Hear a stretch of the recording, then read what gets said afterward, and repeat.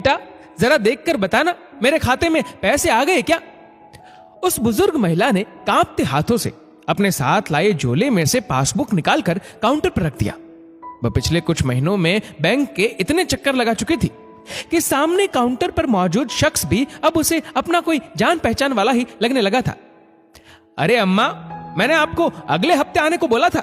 सुबह सुबह अम्मा को देख काउंटर पर मौजूद शख्स ने पासबुक उठा अम्मा का अकाउंट चेक करते हुए याद दिलाया। बेटा एक बार देख लो, शायद आ गए होंगे। नहीं अम्मा, कोई रुपए नहीं आए हैं। अम्मा का पासबुक वापस काउंटर पर रखते हुए वह अपने कंप्यूटर के स्क्रीन पर व्यस्त हो गया। बेटा तुमने ठीक से तो देख लिया ना? अम्मा ने एक बार फिर से काउंटर पर मौजूद शख्स की ओर बड़े उम्मीद से देखा। अरे जाओ ना अम्मा, और रोज रोज मत आया करो, अब सीधे अगले महीने आना।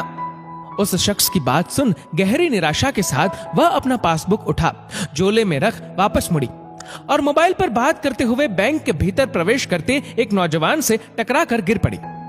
ओ माफ कीजिए माँ जी, आपको कहीं चोट तो नहीं लगी? उस नौजवान ने अपना सूटकेस बगल में रख फुर्ती से अम्मा को उठाया। तब तक काउंटर पर मौजूद शख्स भी अपना काम छोड़ तेजी से भागकर वहां तक आ पहुंचा। नहीं बाबू, कोई चोट नहीं लगी। झोला संभाल अम्मा उठ खड़ी हुई। अम्मा का काम हो गया? काउंटर पर मौजूद शख्स से बैंक के सीनियर सिटीजन ग्राहक के काम का जायजा लेना शायद उस नौजवान ने अपना कर्तव्य समझा। सर, अम्मा अपने अकाउंट से पैसे निकालने आई थी, किंतु पैसे अभी आए नहीं है। काउंटर पर मौजूद शख्स के हाव भाव से अम्मा समझ गई कि सामने खड़ा नौजवान उस बैंक के किसी बड़े ओहदे का मालिक है। लेकिन वृद्धा पेंशन तो पिछले हफ्ते ही सभी के अकाउंट में डाल दी गई है। इस नौजवान ने काउंटर पर मौजूद शख्स की ओर सवालिया निगाहों से देखा। नहीं नहीं बाबू, वृद्धा पेंशन नहीं चाहिए, मेरा बेटा रुपए भेजता है। अम्मा का स्वाभिमान देख वह नतमस्तक हुआ।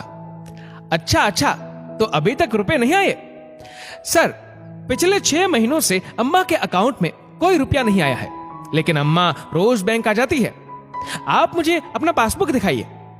देखिए ना बाबू, अम्मा ने फिर से अपने कांपते हाथ झोले में डालकर लगभग चिथड़ा बन चुका पासबुक उसके हाथ में दे दिया। उसने उलट पुलट कर देखा।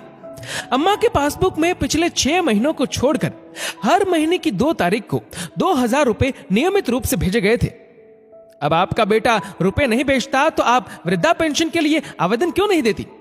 उस अजनबी अम्मा के लिए उसे थोड़ी चिंता हुई। नहीं बाबू, माँ बाप खैरात पर पले, ये मेरे बेटे को पसंद नहीं। ये सुन उस बुजुर्ग अम्मा के प्रति उसके दिल में सम्मान 2 गुना हो गया। लेकिन अब वह रुपए भी तो नहीं भेजता, आपकी जिंदगी कैसे चलेगी? जिंदगी तो चल रही है बाबू, लेकिन एक ही गम है कि अब उससे बात नहीं हो पाती और ना ही उसका कोई हालचाल मिल पाता है। आपके पास उसका कोई मोबाइल नंबर है? इसी खाते में लिखा है बाबू, लेकिन सरपंच कहते हैं अब उस पर बात नहीं हो सकती। क्यों? वह नंबर बंद हो गया है। अच्छा, आप यहीं बैठिए, मैं देखता हूं। वह अम्मा का पासबुक लिए अपने केबिन के भीतर चला गया। मुश्किल हालात में भी अम्मा में मौजूद स्वाभिमान से प्रभावित होकर उस स्वाभिमान को जस का तस बरकरार रखने के लिए अपनी अच्छी खासी तनख्वाह में से हर महीने 2000 रुपए अम्मा के अकाउंट में डालना उसके लिए कोई बड़ी बात नहीं थी।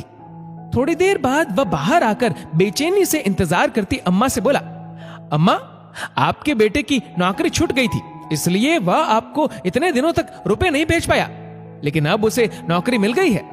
अगले महीने से वह आपको रुपए जरूर भेजेगा। बाबू, उसे मना कर दीजिए, रुपए ना भेजे। बस पहले की तरह कभी कभी सरपंच के मोबाइल पर फोन कर अपना हालचाल मुझे बता दिया करे। अम्मा के चेहरे की निराशा थोड़ी कम हो गई और यह देख उसे खुशी हुई। जी ठीक है अम्मा, आप मुझे सरपंच का नंबर दे दीजिए। मेरे बेटे के पास सरपंच का नंबर है बाबू। अम्मा की बात सुन वह कुछ सोचकर चुप हो गया और पासबुक अम्मा को वापस कर अपने केबिन की ओर वापस मुड़ा। बाबू, आप मेरा एक काम कर दोगे? अम्मा ने उसे रोकते हुए पूछा। जी हाँ, कहिए। बाहर मेरा आदमी बैठा है, आप एक बार उससे भी कह दो कि आपकी मेरे बेटे से बात हो गई है। अम्मा ने उसके सामने हाथ जोड़े। हाँ, लेकिन ये बात तो आप भी कह सकती है। वह मेरी बात पर विश्वास नहीं करेगा। क्यों? वह कहता है कि हमारा बेटा मर चुका है। क्या? उसके पैरों तले मानो जमीन ही खिसक गई। हाँ बाबू, वह कहता है कि कोई कोरोना वाला राक्षस हमारे बेटे को खा गया। ये कहते कहते अम्मा अपने पति की झूठी जानकारी के प्रति तैश में आ गई और अब तक अम्मा के प्रति सहानुभूति में झूठ बोलता वह बैंक अधिकारी सच्चाई समझ निशब्द हो गया। सचमुच कुछ घटनाएं आपको निशब्द कर देती हैं। दोस्तों, इस वीडियो को लेकर आपकी क्या राय है, नीचे कमेंट करके जरूर बताएगा। और अगर आपको वीडियो अच्छा लगा हो तो इस वीडियो को लाइक करेगा, शेयर करेगा ज्यादा से ज्यादा लोगों तक, और ऐसी ही और भी इंस्पिरेशनल वीडियोस के लिए सब्सक्राइब करें हमारे यूट्यूब चैनल को और फेसबुक पर फॉलो करें हमारे पेज को। धन्यवाद।